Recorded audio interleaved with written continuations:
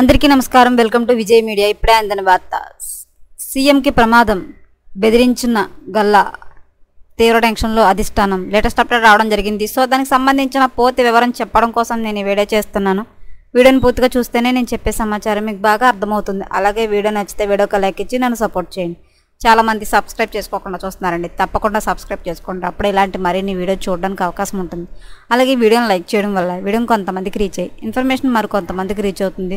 So late చేయకుండా మనం వివరాల్లోకి వెళ్ళిపోదాం. తెలంగాణ రాష్ట్రంలో కాంగ్రెస్ ప్రభుత్వం అధికారంలోకి వచ్చిన తర్వాత అత్యంత దారుణమైన పరిస్థితులు నెలకొంటున్నాయి. రైతుల సమస్యలు, సాగునీటి అలాగే మంచినీటి సమస్యలు, కరెంటు కోతలు, ఆటో కార్మికుల ధర్నాలు, ఇలా చెప్పుకుంటూ పోతే తెలంగాణ రాష్ట్రంలో అన్ని సమస్యలే నెలకొన్నాయి. కేసీఆర్ ప్రభుత్వంలో చాలా హ్యాపీగా ఉన్న తెలంగాణ ప్రజలు రేవంత్ రెడ్డి ప్రభుత్వం వచ్చిన తర్వాత అనేక కష్టాలు అనుభవించడం జరుగుతోంది. ఇలాంటి నేపథ్యంలో తెలంగాణ ప్రభుత్వానికి ఊహించని షాక్ ఇచ్చింది అమర్ రాజా కంపెనీ.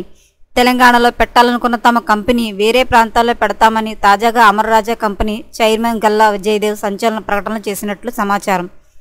గులాబీ ప్రభుత్వంలో తెలంగాణ రాష్ట్రంలో పెట్టుబడులు పెట్టేది అమర్ రాజా కంపెనీ ముందుకు వచ్చింది.